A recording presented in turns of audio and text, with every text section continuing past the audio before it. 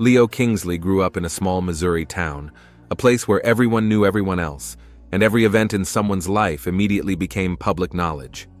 Old traditions and established prejudices permeated everyday life so deeply that the younger generation had to fight for the right to build their own destiny without looking at the prejudices of their parents. But Leo never thought these issues would affect him. Family Kingsley always enjoyed respect. After the death of her husband, Victoria Kingsley became the full owner of the family business. A network of pharmacies in the district restrained, imperious woman. She brought up Leo alone from his childhood, trying to make him a real, decent man. Victoria dreamed that her son would continue the family business and live by the rules she once established in her life. However, Leo was always a little different. He was attracted by new ideas, freedom of thought, and the desire to find his own way. After graduating from high school, Leo went to St. Louis University, dreaming of a career as an architect. He was talented, passionate about creativity, and felt the power to create something new that would change the usual perception of space and form. His world was full of bright prospects, and he wanted to leave behind everything associated with the past, including life in a small town. At university, Leo immersed himself in his studies and soon began working on his first big project, developing innovative housing for low-income neighborhoods. This project captivated him. It seemed like something important that could change the lives of thousands of people. It was while working on the project that Leo met Amaya Davis. It happened at a student party in one of the city's cafes. Leo had never been a particularly social person, but his friends from the Faculty of Architecture insisted that he attend. Finding himself in a noisy and crowded atmosphere, he was about to leave when he happened to bump into her. Amaya, a sociology student, was full of energy and vitality. They got to talking, and an instant rapport seemed to develop between them. Leo was fascinated by her intelligence, bright appearance, and strong personality. Soon they began to see each other more and more often, first as friends, and then as something more. Leo and Amaya's relationship developed against the resistance of the world around them. They were both well aware that interracial relationships were still frowned upon in Missouri, especially among the older generations. Leo had felt it firsthand.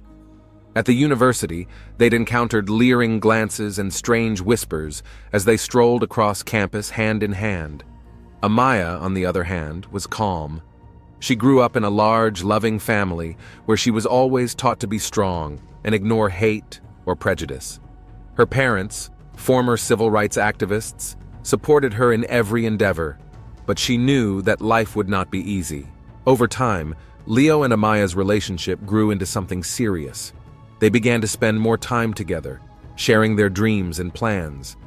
Amaya talked about how she wanted to work in a non-profit organization to help low-income families and children to get better education and support. Leo, in turn, dreamed of how they would create something great together. He through his architecture, she through sociological research and working with people. But there was one person Leo feared: his mother.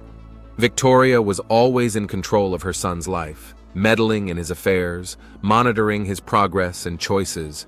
Her world was strict, and her views outdated but firm. She believed that everything had to be right, and right was what conformed to her ideas of status, society, and family. When Leo had first mentioned Amaya in conversation with his mother, he had sensed the icy tension in her voice.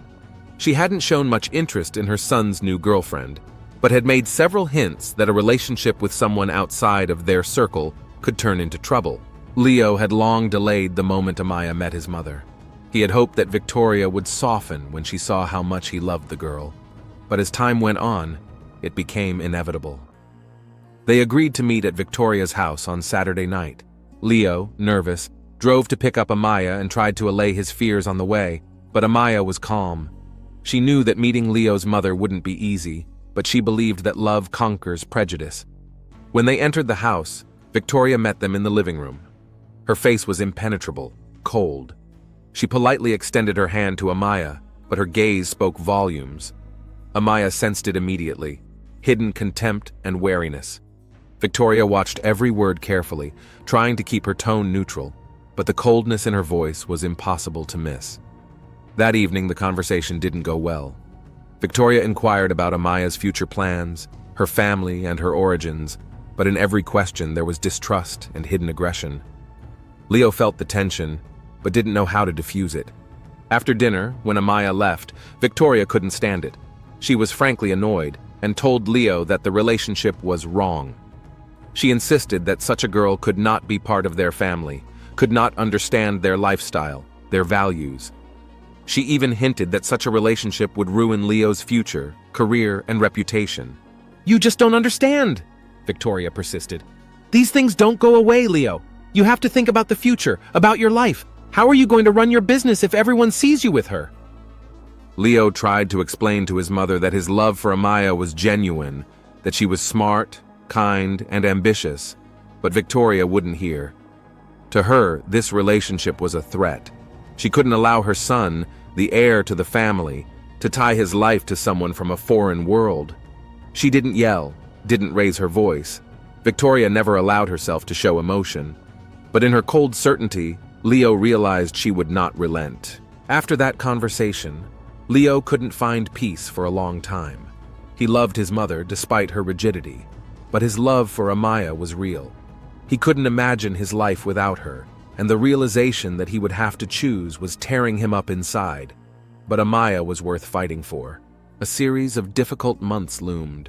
Leo talked to his mother less and less, avoiding uncomfortable conversations and her reproaches.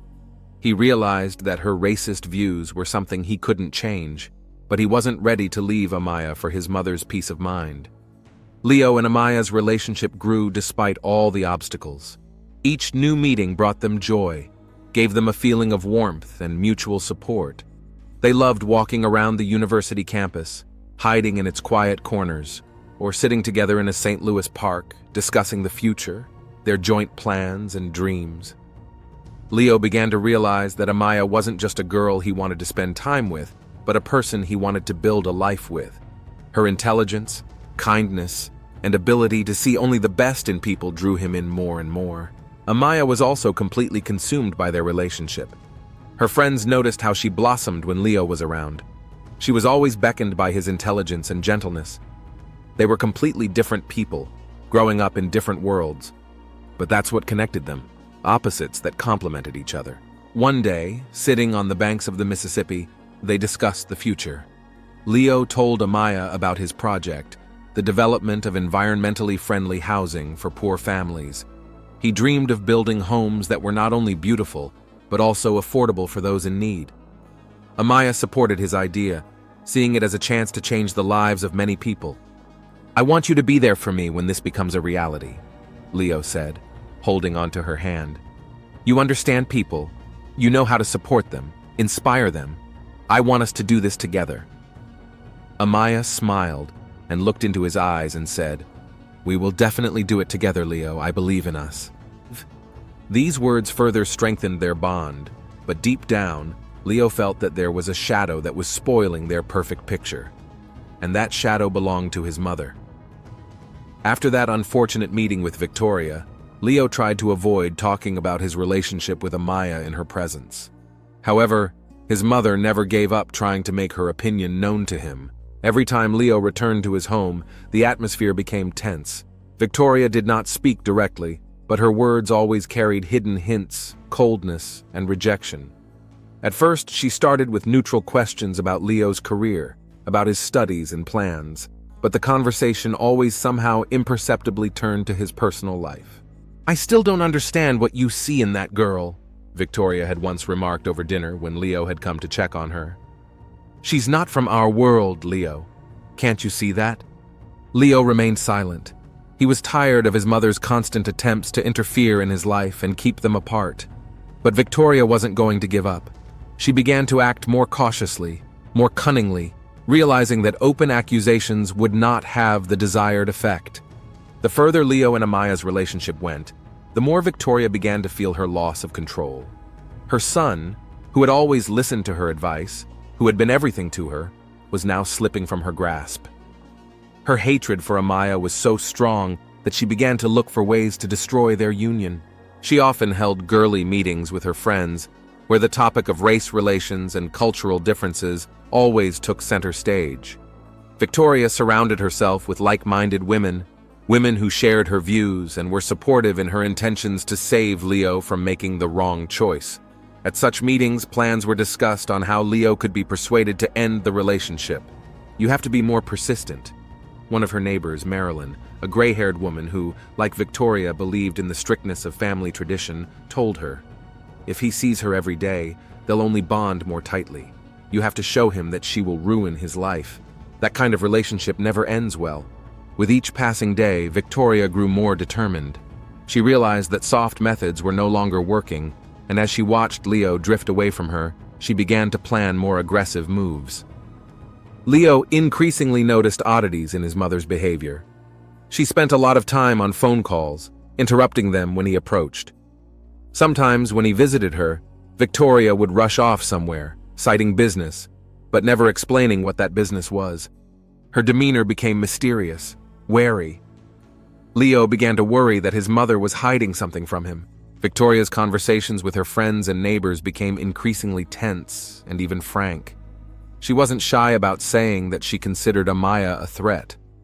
One day, Leo overheard one of these conversations by accident. He was going to stop by his mother's house to discuss an upcoming meeting with one of the architects who could help him with a project. But as he approached the house, he heard voices. "I'm not going to let him ruin my life," Victoria said confidently, her voice sounding determined and ruthless. "This girl is not for him. She's worthless, and I'm going to make sure he realizes that." Leo froze at the door. He felt uneasy. Never before had he heard his mother so adamant. She spoke of Amaya as if she were an enemy, someone who threatened the very existence of their family. His heart clenched as he realized how deeply rooted Victoria's hatred for Amaya was. He didn't go inside the house, just turned around and left. This conversation was a wake-up call for him. Leo began to feel the atmosphere in the family heating up to the breaking point. Every meeting with his mother was permeated with hidden reproaches, words that pushed him to choose between his family and his love. Victoria manipulated him, taking every opportunity to remind him that she was his mother, that she always acted in his best interest. "I only want what's best for you, Leo," she said when their conversation turned to Amaya. "You yourself realize that a relationship like this is not going to do any good. You think you love her, but it's just a temporary infatuation. I know how it will end." Leo tried not to give in to her pressure, but it was getting harder and harder. He could see how much Amaya was suffering from their love being questioned and judged by Victoria. Amaya never spoke about it directly, but Leo noticed her anxiety. She was increasingly silent when it came to his family, careful not to ask about his mother, avoiding discussions of the future, knowing that Victoria would likely never accept her. One day, after one particularly difficult conversation with his mother, Leo returned to Amaya depressed. They were sitting in her apartment, and he couldn't hide his condition. "Do you think we're going to make it?" she asked suddenly. Her voice was quiet, but there was a note of desperation in it. Leo looked at her and felt the pain piercing his heart. He wanted to assure her that everything would be all right, that their love would overcome any obstacle, but he wasn't sure himself. Victoria pressed him with every meeting, with every conversation. He could feel the invisible wall his mother had built between him and Amaya. "I don't know," he finally answered, his head down. "But I want us to keep fighting for us. I don't want to lose you." Amaya nodded, but doubt flashed in her eyes. She too felt Victoria's steel grip on her, which was not weakening, but growing stronger. In the meantime, Victoria continued to act. Her conversations with her friends and neighbors became more and more frequent and filled with discussions of how to end Leo and Amaya's relationship. She didn't just hope Leo would see her point of view. She began to plan how to make sure he had no other choice. Marilyn's neighbor, one of Victoria's closest friends, had suggested something to her one day that could have been a crucial step. The morning was quiet and ordinary for late fall in Missouri. The sun had not yet broken through the clouds, but the cold light was waking the town from its slumber. The whole town was still asleep when Leo's phone rang early in the morning. He had barely had time to shower, was still thinking about last night with Amaya, remembering her warm smile and quiet laugh when they had planned to spend the weekend together. A new, terrifying chapter of his life had begun with the phone call. Leo picked up the phone, barely realizing what had happened, his sleepy mind not yet fully awake. His mind was spinning with thoughts of texting Amaya and asking her how she was feeling after last night, but that voice on the other end of the line made his heart sink. "This is Detective Rachel Jones from the St. Louis Police Department. Are you Leo Kingsley?" "Yes, I am," Leo answered, suddenly feeling a chill run down his spine. "I'm sorry I have to tell you this over the phone." There was an official note in the detective's voice, but there was something heavy behind it, as if she were used to delivering such news, but each one still hurt. "Your number was listed on the incident report this morning. Your friend, Amaya Davis, was found dead in her apartment." Those words stabbed into Leo's mind like a dagger. Instantly, the blood pounded in his temples, his heart thudded in his chest. Everything went dark. Amaya. Dead? What? How? He couldn't find the words. Only a faint whisper escaped his lips. "What happened?" "She was murdered. We have a forensic team on the scene right now. We're collecting evidence and interviewing neighbors. It looks like a premeditated murder. We'd like to invite you to testify. You may have information that will help the investigation." Leo didn't hear the end of the sentence. It was as if he had fallen out of reality, sinking into unconsciousness. He felt dizzy and sat down abruptly on the couch, dropping his phone. Amaya. His Amaya. How could this have happened? The world around Leo began to crumble. His hands shook, his heart clenched in his chest, and his thoughts raced frantically, unable to find an answer. She was alive. They had been laughing and making plans for the future just yesterday, and now she was gone. She had been killed. Bloody, gruesome images began to flash through his mind. Though he didn't know exactly how it had happened, he picked up the phone and with trembling hands tried to call back, but his fingers wouldn't listen. He didn't even know who to call. He tried to recall the last moments they'd spent together, but everything blurred like the frames of an old movie. He was scared, hurt, as if a part of his soul had been ripped out, leaving a void inside. Amaya's apartment, which just yesterday had been filled with her life, was now a cold, lifeless place. Police tape shrouded the entrance to her home like a mute guardian that guarded the mystery of a brutal crime. Inside, among the scattered objects and signs of a struggle, forensic investigators examined every corner, recording evidence. There were blood spatters on the walls that spoke of a fierce fight. The entire setup indicated that the killer had come with a premeditated plan. Amaya's body was found on the living room floor, her warm brown skin now pale, lifeless. Her face, once full of emotion, was disfigured by the blows.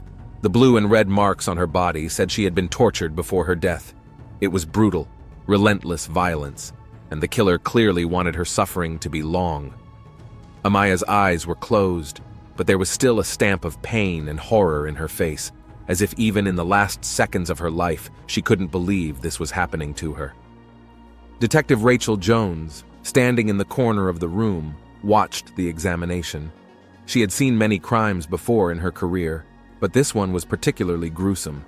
The way this young, beautiful creature had been murdered left no doubt.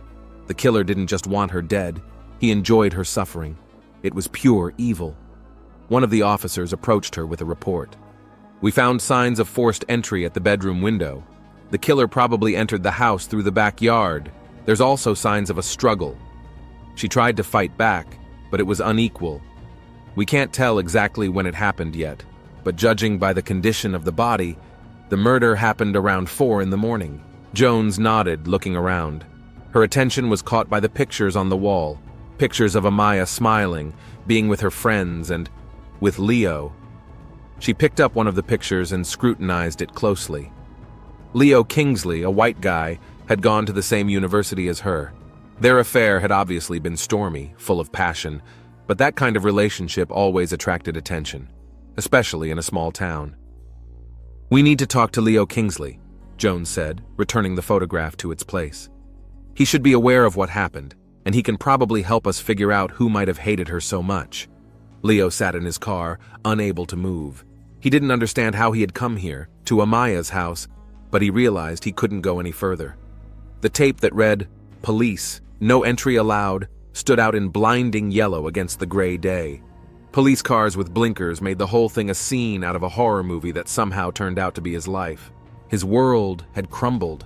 Just yesterday they'd been sitting together, planning the future, and now she was gone. Murdered, in her own apartment, the one place she felt safe. How could this have happened? Who could have done this to her? Leo couldn't find any answers. He just stared blankly at the apartment within which the violent scene had played out. Leo Kingsley. A voice behind him made him flinch. He turned and saw a woman in a dark suit.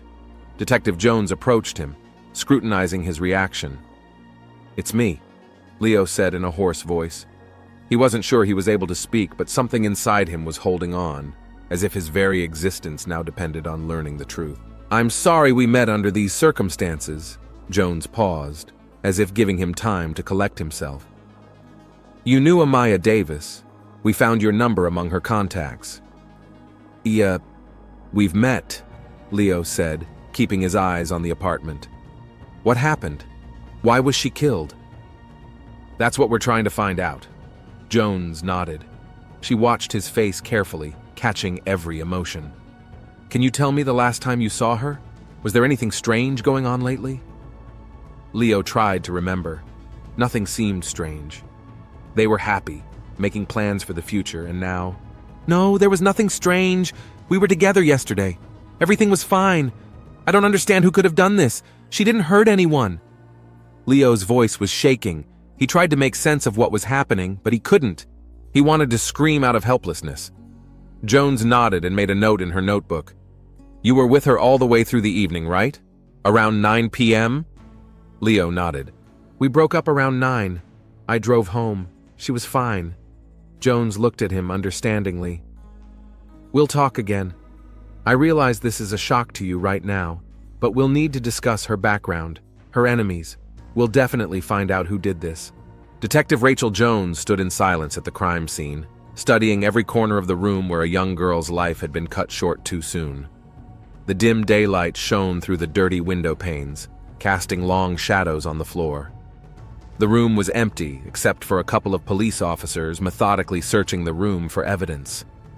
There was an odor of decay in the air, mixed with the damp smell of an old house.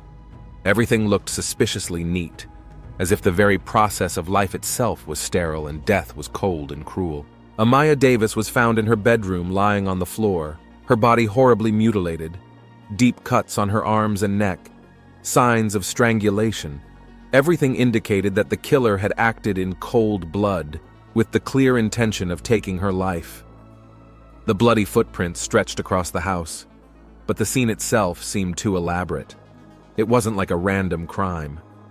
Jones, experienced in such matters, had at once caught the cold methodicality of the murder.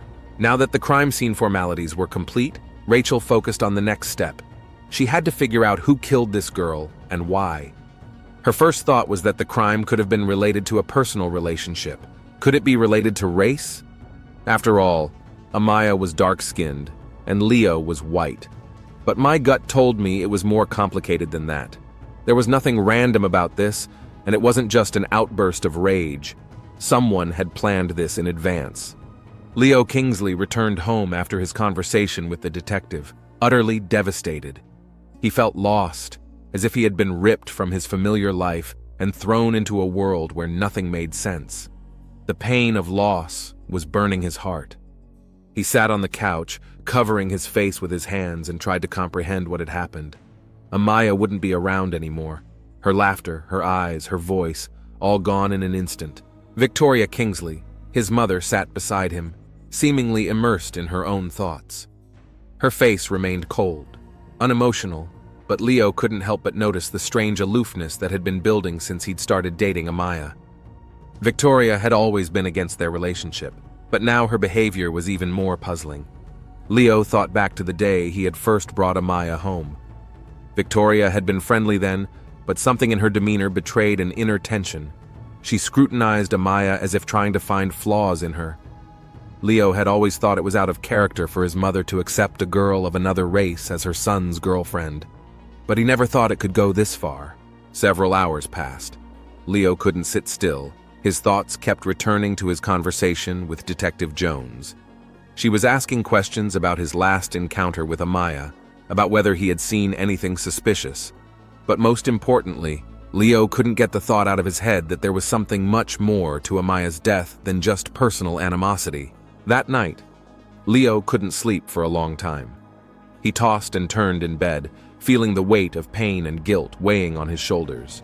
Why hadn't he stayed with her? Why couldn't he protect her? The next morning, Detective Jones returned to the police station where the forensic results awaited her. She tried to piece together all the disparate details that might shed light on the motives for the crime. The first results showed that Amaya had not resisted, which meant that the killer knew how to immobilize her or that she hadn't expected an attack. No prints had been found at the crime scene, indicating that the perpetrator had acted cautiously and prepared in advance. Jones returned to her modest office room and sat at her desk, staring at the papers in front of her.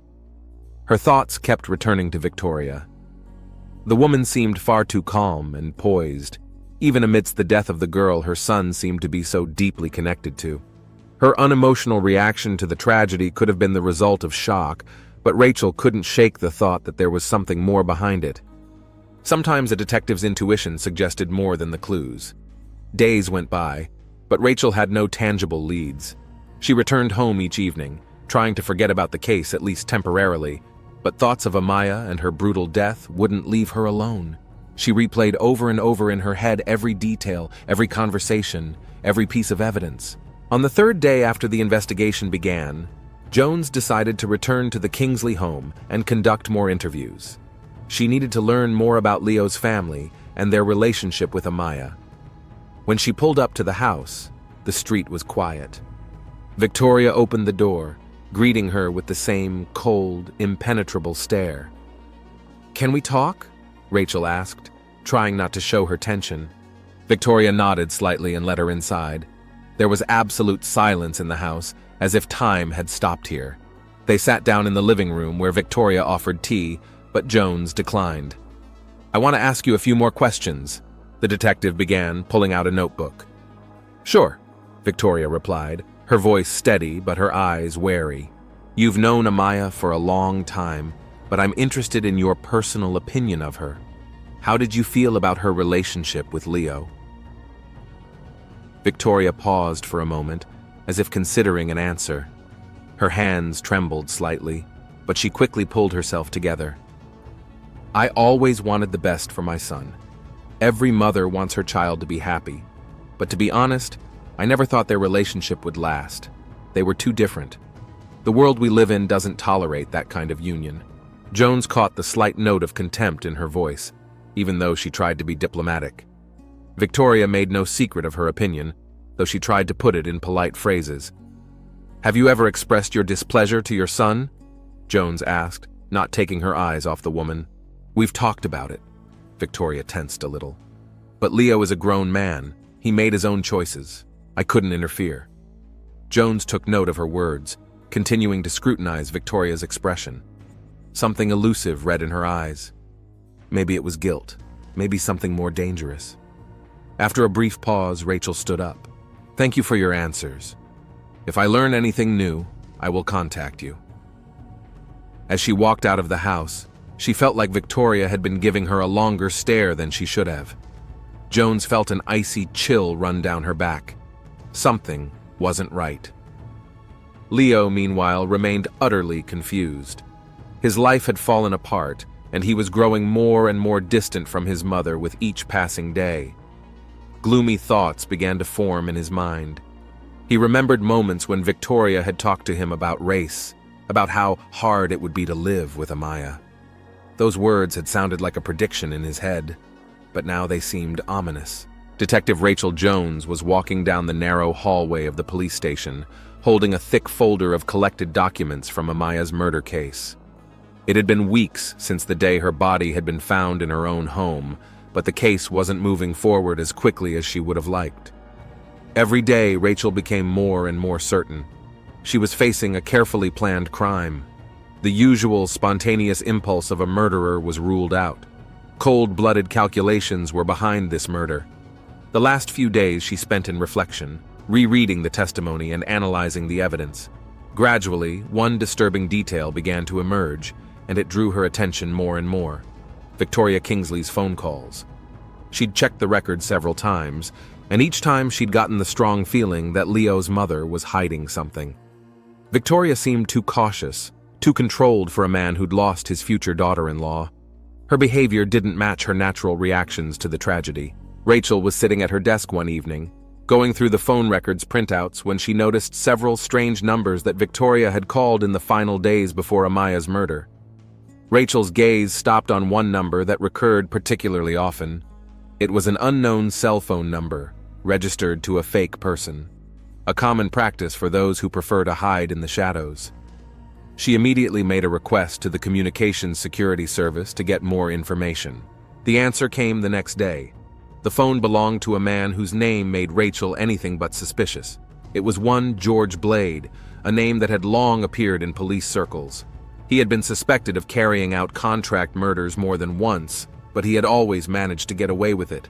He worked cleanly and professionally, leaving almost no trace. Rachel knew now that Victoria had called the man a few days before the murder, but that wasn't enough to accuse her of organizing the crime. There had to be proof, direct evidence that would link Victoria to ordering the murder.